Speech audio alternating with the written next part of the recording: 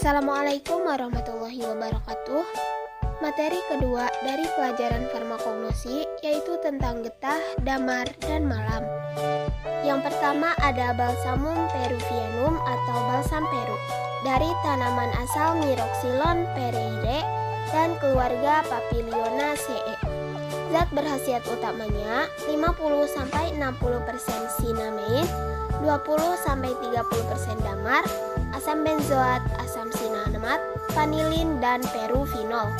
Penggunaannya untuk obat kudik, obat luka, obat wasir, dan obat batuk.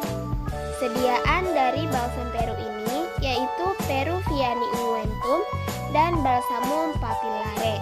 Pemberiannya cairan kental tidak lengket, bebas dari serat warna coklat tua, tipis, transparan berwarna coklat kemerahan, bau khas, enak, rasa pahit dan getir, bau aromatik khas menyerupai vanilin. Bagian yang digunakannya yaitu eksudat kental yang diperoleh dari batang yang telah dihanguskan dan dilukai. Waktu panennya mulai umur 5 tahun sampai 30 tahun atau lebih dapat diambil balsamnya. Penyimpanannya dalam wadah tertutup baik.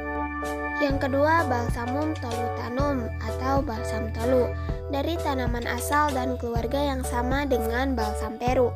Zat berkhasiat utama dan persyaratan kadarnya yaitu damar sebanyak 75-80%.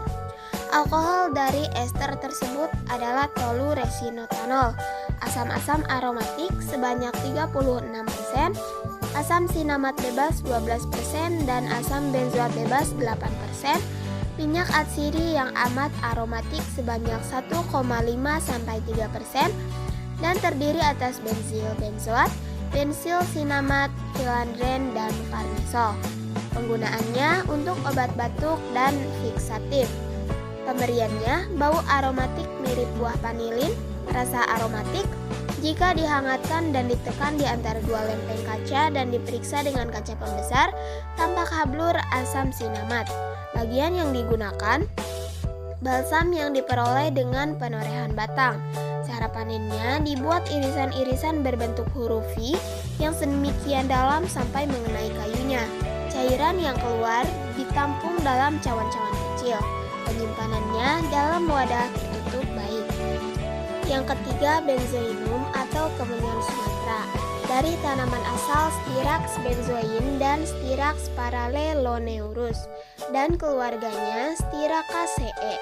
Zat berkhasiat utamanya yaitu lubanol benzoat, benzoresinol, vanilin, styrol, benzaldehida, bensil sinamat, dan fenilpropil sinamat.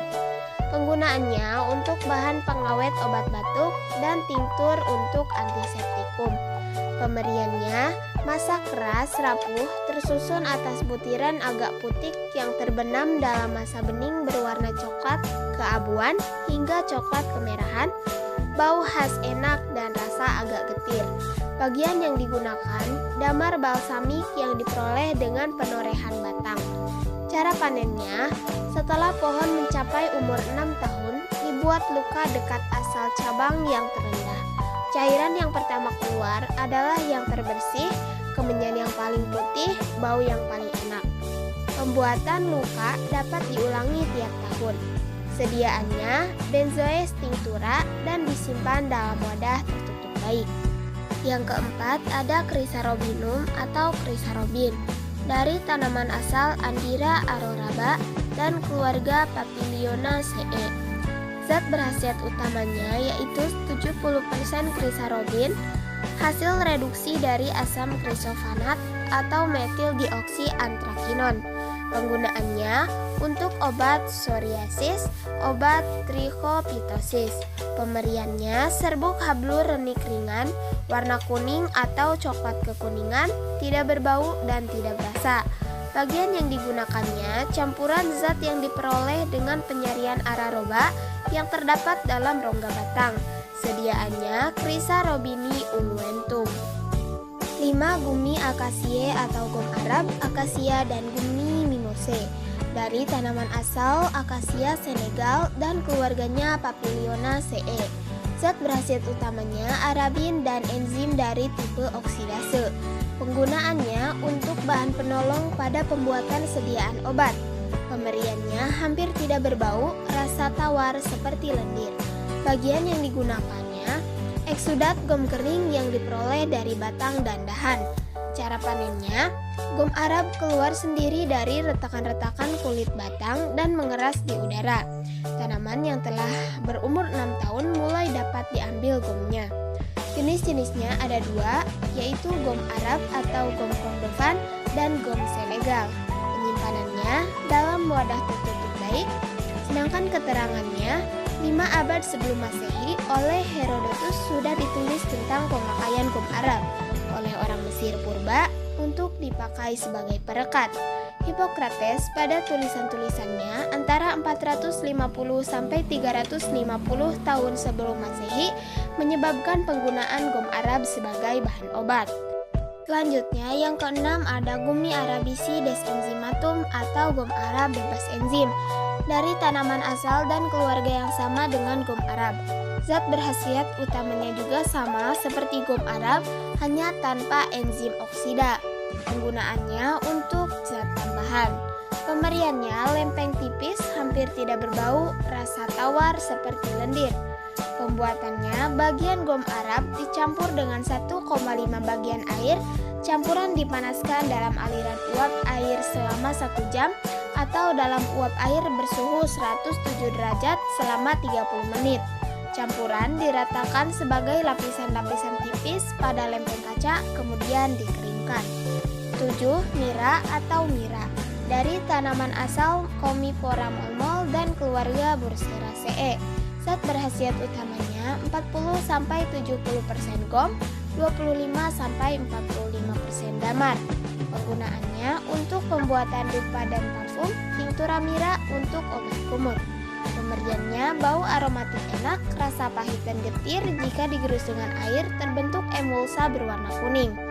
Bagian yang digunakan dari mira ini yaitu damar gom minyak yang diperoleh dari batang. Cara panen dari mira, batang-batang dilukai kulitnya atau ada pula yang keluar sendiri dari retakan-retakan kulit.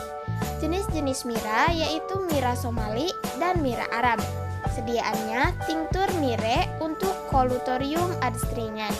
Penyimpanannya dalam wadah tertutup baik. 8. Opium atau opium mentah, candu, tebaicum, dan mesonium. Dari tanaman asal Papaver somniferum dan keluarga Papaveraceae. Zat berkhasiatnya alkaloida morfina, narkotina, kodeina, dan tebain, papaverin, dan narseina. Persyaratan kadarnya, kadar morfina tidak kurang dari 10,0%. Penggunaannya untuk pengobatan terhadap gejala-gejala mensret sebagai sudorifika dan narkotikum. Pemberiannya masa padat, coklat, bau khas kuat, rasa khas sangat pahit. Bagian yang digunakan, getah kering yang diperoleh dengan penorehan buah tua tetapi belum masak. Cara panen pada opium ini beberapa hari setelah daun mahkota gugur dan buah menjadi tua.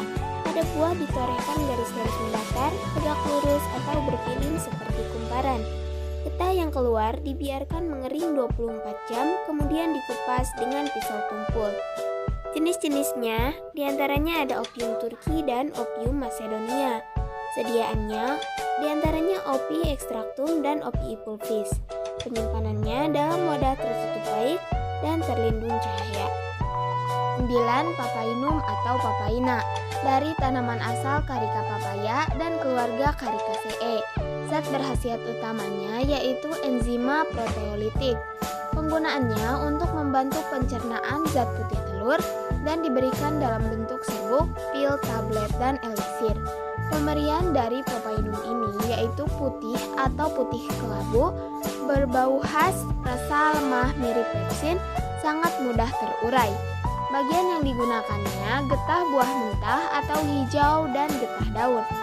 Cara panennya dibuat pengendapan getah segar dengan etanol 95%, kemudian dilarutkan dalam air dan diendapkan kembali dengan penambahan etanol 95% dan dikeringkan. Penyimpanannya dalam wadah tertutup baik. Yang terakhir ada tragacantha atau peragakan. Dari tanaman asal Astragalus gummifer dan keluarga Papilionaceae. Zat berkhasiat utama atau persyaratan kadarnya, zat lendir yang pada hidrolisa menghasilkan arabinosa, metilpentosa, galaktosa, dan asam galturonat, amilum 3% dan abu yang mengandung kalium, kalsium, magnesium, asam fosfat bagian yang tidak larut dalam air disebut basorin. Penggunaannya untuk membuat emulsa, gudir, perekat pil, dan toriksi, juga untuk pelicin alat-alat kedokteran tertentu. Bagian yang digunakan dari tragacantha ini, eksudat gum kering diperoleh dengan menoreh batang. Sediaannya pulpis gumosus dan konvektio bariisulfatis. Penyimpanannya dalam wadah tertutup baik.